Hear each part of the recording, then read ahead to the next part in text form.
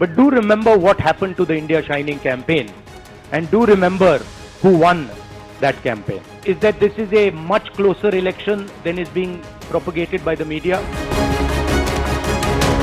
नमस्कार। कांग्रेस ने शुक्रवार को अपना इलेक्शन मैनिफेस्टो जारी किया है, जिसमें एमएसपी की लीगल गारंटी और सरकारी नौकरियों में महिलाओं को 50% आरक्षण के साथ साथ कई गारंटियां दी गई हैं। विपक्ष से पीएम के चेहरे को लेकर कांग्रेस नेता राहुल गांधी ने कहा कि इंडिया अलायंस चुनाव जीतने के बाद अपने पीएम कैंडिडेट का ऐलान करेगी और विश्वास जताते हुए कहा कि बीजेपी के 2024 में 400 पार के नारे का हाल 2004 में आए बीजेपी की election campaign India shining campaign की तरह ही होगा। उन्होंने कहा, मैं भविष्यवाणी नहीं कर सकता, लेकिन मीडिया द्वारा प्रचारित किए जा रहे इलेक्शन की तुलना में ये चुनाव बेहद करीबी चुनाव है। हम चुनाव जीतने जा रहे हैं। जब वाजपेयी को नामांकित किया गया था तो प्रेस में भी इसी तरह की बातें उठी थी। Unlike many political commentators, I can't predict the future. But what I'm confident of is that this is a much closer election than is being propagated by the media. It is a close election, and we are going to fight an excellent election, and we are going to win the election. Thank you. Please do remember one thing.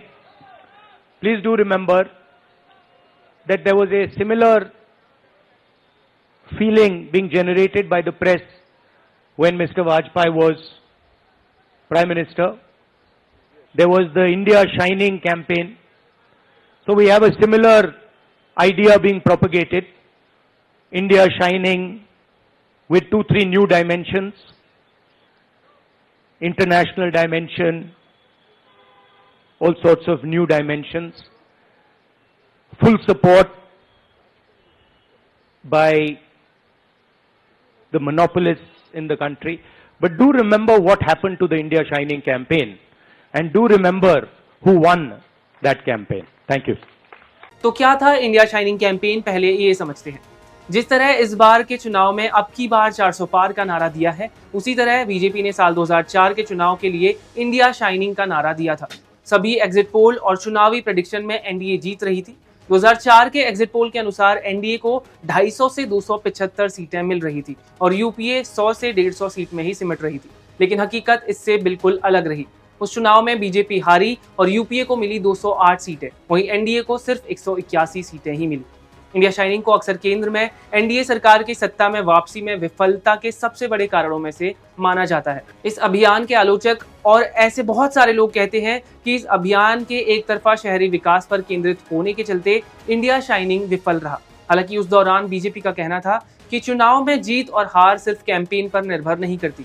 India shining का मकसद देश की अंतर्राष्ट्रीय छवि को बेहतर बनाना था, ताकि देश में और ज्यादा अंतर्राष्ट्रीय निवेश लाया जा सके। इसी अभियान के बारे में बात करते हुए कांग्रेस नेता राहुल गांधी ने कहा कि ये चुनाव मीडिया में जैसा दिखाया जा रहा है उससे काफी अलग होगा। बता दें कि चुनाव में लगभग 2 हफ्ते बचे हैं। ऐसे में चुनावी वादों के साथ रैलियां और कई राजनीतिक कार्यक्रम जोरों पर है। लगभग सभी राजनीतिक पार्टियों ने अपने उम्मीदवारों की घोषणा कर दी है।